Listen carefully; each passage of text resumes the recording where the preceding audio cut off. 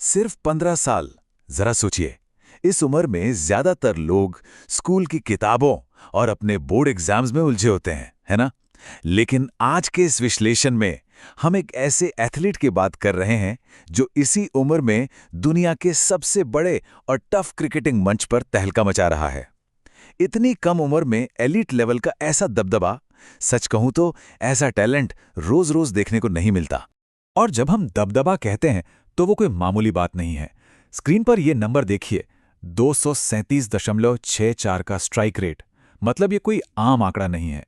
इतने विशाल और बिल्कुल अनबिलीवेबल स्ट्राइक रेट ने क्रिकेट जगत के सारे पुराने समीकरणों को हिलाकर रख दिया है।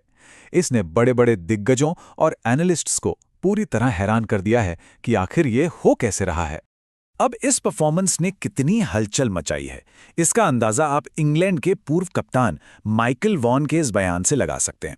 उन्होंने सीधा सवाल दाग दिया है, क्या ये क्रिकेट की गेंद को हिट करने वाला अब तक का सबसे महान स्ट्राइकर बन सकता है?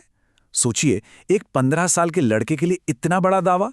ये अपने आप में इस टैलेंट के हाइप और इसके मैग्नीट्यूड को साफ साफ दिखाता है। तो आज की इस डीप डाइव चर्चा में आप सभी का स्वागत है, जहां हम इस 15 सालीय क्रिकेट फिनोमिनन वैभव सूर्यवंशी के खेल का बारीकी से विश्लेषण करेंगे। हम देखेंगे कि आखिर कैसे आंकड़ों और तकनीक के नजरिए से ये अभूतपूर्व सफलता मुमकिन हो पा रही है। चलिए शुरू करते हैं। सबसे पहले बात करते हैं इस 15 ईयर फिनोमिनन के बैकग्राउंड और शुरुआती सफर की। देखिए, ये कोई रातों रात मिली कामयाबी नहीं है। जरा इमेजिन कीजिए, महज 8 साल की उम्र में कोचिंग के लिए रोज 3 घंटे का सफर तय करना, ये एक अकल्पनीय समर्पण है। और इसका नतीजा, सिर्फ 12 साल की उम्र में बिहार के लिए फर्स्ट क्लास डेब्यू, और फिर ऑस्ट्रेलिया के खिलाफ अंडर 19 टेस्ट में 2 शानदार शतक। ये वो शुरुआती माइलस्टोन्स हैं जिन्होंने इस तेज उड़ान के एक बहुत मजबूत नींव रखी। और फिर कहानी में असली ट्विस्ट आता है। 14 साल की उम्र में सिर्फ 35 गेंदों में शतक जड़ के मेंस टी20 के इतिहास में सबसे कम उम्र का शतकवीर बनना।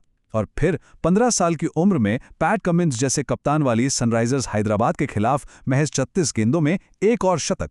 आपको पता है, आईपीएल इतिहास में इतनी तेजी से शतक लगाने का रिकॉर्ड सिर्फ यूनिवर्स बॉस क्रिस गेल के नाम है। और 17 आईपीएल पारियों में 61 छक्के।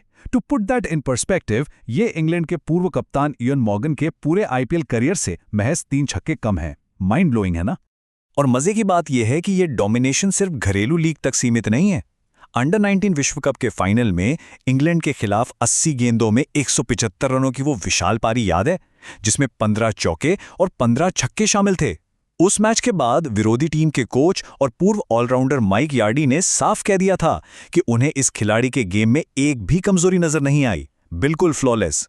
लेकिन यहाँ जो सबसे अहम और हैरान करने वाली बात है, वो ये कि ये वर्चस्व केवल जूनियर खिलाड़ियों तक सीमित नहीं है। जसप्रीत बुमराह, जोश हेजलवुड और ट्रेंट बोल्ट, ये दुनिया के सबसे खूंखार और एलीट तेज गेंदबाज हैं। और 15 साल का एक लड़का इनकी गेंदों को बाउंड्री के पार भेज रहा है।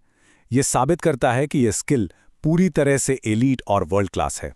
तो सवाल उठता है कि इतनी पावर आखिर आ कहां से रही है? चलिए इस अनूठे स्विंग को डिकोड करते हैं। अगर हम इस मैकेनिज्म को स्टेप बाय स्टेप समझें तो शुरुआत एकदम पारंपरिक बाएं हाथ के बल्लेबाज के स्टांस से होती है। लेकिन असली जादू होता है गेंद छूटते ही हाथ शरीर से दूर यानी लेटरल दिशा में जाते हैं। इसके साथ ही बिल्कुल ब्रायन लारा की तरह एक हाई बैकलिफ्ट आती है और फिर एक घुमावदार यानी सर्कुलर स्विंग, जिसके बाद बल्ला बिल्कुल सीधा आता है। ये जबरदस्त हैंड स्पीड और गजब के शारीरिक संतुलन का परफेक्ट कॉम्बो है। अब ये इतना खास क्यों है? क्योंकि आमतौर पर बल्लेबाजों को एक लीनियर पाथ सिखाया जाता है, जहां बल्ला सीधा ऊपर जाता है और सीधा नीचे आता है। बट हियर यहां एक सर्कुलर पाथ है। जब बल्ला एक चाबुक की तरह इस घुमावदार रास्ते से होकर गुजरता है, तो कलाइयों के उस खास इस्तेमाल से एक ऐसी प्रचंड ताकत पैदा होती है जो गेंद को सीधा स्टैंड्स में डिपॉजिट कर देती है। यही इस तकनीक का सीक्रेट है। लेकिन क्रिकेट में कोई भी परफेक्ट नहीं होता, राइट? तो चलिए अब थोड़ा रियलिटी चेक करते हैं और देखते हैं इसके आंकड़े और कुछ कमजोरियां। अगर हम क्रिकविज के इन आंकड़ों को देखें तो समझ आता है कि गेंदबाज भी अब पलटवार कर रहे हैं। इस साल गेंदबाजों ने स्टंप्स की लाइन में गेंदबाजी करने का प्रतिशत 32 से बढ़ाकर 39 कर दिया है। ये 39% बहुत अहम है, क्योंकि गेंदबाज जानबूझकर स्टंप्स को निशाना बना रहे हैं। वो चाहते हैं कि बल्लेबाज को रोम ही ना मिले, ताकि वो अपनी उस खतरनाक सर्कुलर स्विंग का इस्तेमाल कर ही ना पाए। और इस रणनीति के पीछे एक बहुत ही क्लियर टेक्निकल वजह है। इस तिरछे डाउनस्विंग के कारण कभी-कभी बल्ले और पैड के बीच एक गैप बन जाता है। साथ ही जब गेंद ज्यादा स्विंग होती है तो पैरों का मूवमेंट थोड़ा कम नजर आता है। उदाहरण के तौर पर मोहसिन खान के खिलाफ उस स्पेल को देखिए। 11 गेंदों में सिर्फ 8 रन और लगातार 5 डॉट गेंदें। अनुभवी गेंदबाज अब ठीक इसी कमजोरी को समझकर उसका फायदा उठाने की कोशिश कर रहे हैं। तो फिर इन कमजोरियों के बावजूद सफलता का ग्राफ इतना ऊपर कैसे है? इसका जवाब हमें पूर्व अंतर्राष्ट्रीय खिलाड़ी दीप दास गुप्ता की इस बात से मिलता है। उनका कहना है कि इस खिलाड़ी के पास सिर्फ ताकत ही नहीं बल्कि एक बहुत ही शार्प क्रिकेटिंग दिमाग और बेहतरीन क्रिकेट आईक्यू है। सही शॉट का चुनाव करना इनकी सबसे बड़ी ताकत है और यही क्रिकेट आईक्यू वो ढाल है जो तकनीकी कमजोरियों को काफी हद तक कवर कर लेती है। तो अब आता है क्रिकेट जगत का सबसे बड़ा सवाल, क्या ये टैलेंट अंतर्राष्ट्रीय क्रिकेट के लिए तैयार है? देखिए, इंटरनेशनल लेवल पर सीधे एंट्री मारना इतना आसान भी नहीं होता। सबसे बड़ी चुनौती तो ये है कि अभिषेक शर्मा जैसे टॉप रैंक खिलाड़ी और world cup winner Sanju Samson की जगह लेना, ये दोनों शानदार फॉर्म में हैं। इसके अलावा इंटरनेशनल क्रिकेट का जो मेंटल प्रेशर होता है उसके लिए तैयार होना एक बहुत बड़ा फैक्टर है। साथ ही क्रिकेट सिस्टम की भी एक ड्यूटी ऑफ केयर बनती है कि वो इतने कम उम्र के टैलेंट को सही से गाइड करे ताकि उस पर अचानक से बहुत ज्यादा दबाव ना आ जाए। यही वजह है कि ज्यादातर एक्सपर्ट्स एक बहुत ही नपी-तुली अप्रोच की सलाह दे रहे हैं। उनका मानना है कि इस टैलेंट को मेन सेटअप में रखा जाए, उसे वहां के माहौल में ग्रो करने दिया जाए और शायद अनुभव के लिए एक आध मैच खिलाया जाए। मतलब शॉर्ट टर्म एंटरटेनमेंट के चक्कर में खिलाड़ी के लॉन्ग टर्म डेवलपमेंट के साथ कोई समझौता नहीं होना चाहिए।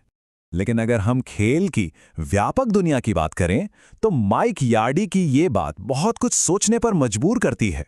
उनका मानना है कि अगर कोई खिलाड़ी फिजिकली और मेंटली मजबूत है तो उम्र सच में सिर्फ एक नंबर है और ये बात हम बाकी स्पोर्ट्स में भी देख रहे हैं। जैसे फुटबॉल में ही देखिए, 15 साल के मैक्स डाउमन आर्सेनल के लिए खेल रहे हैं। आज की एडवांस ट्रेनिंग और बेहतरीन सुविधाओं की वजह से एथलीट्स पहले के मुकाबले कहीं ज्यादा तेजी से डेवलप हो रहे हैं। और यही बात हमें आज के इस विश्लेषण के सबसे दिलचस्प और विचारणीय सवाल पे ले आती है। अगर किसी एथलीट का टैलेंट, उसकी क्षमता और फिटनेस पूरी तरह से साबित हो चुकी है, तो क्या प्रोफेशनल स्पोर्ट्स में उम्र के उस पुराने पैमाने का अब कोई मतलब रह गया है? क्या उम्र अब वाकई मायने रखती है? ये एक ऐसा सवाल है जो आने वाले समय में एलीट स्पोर्ट्स की पूरी दिशा बदल सकता है। खैर, इसी सवाल के साथ हम आज की इस चर्चा को यहीं रोकते हैं। उम्मीद है कि ये डीप डाइव आपको ज्ञान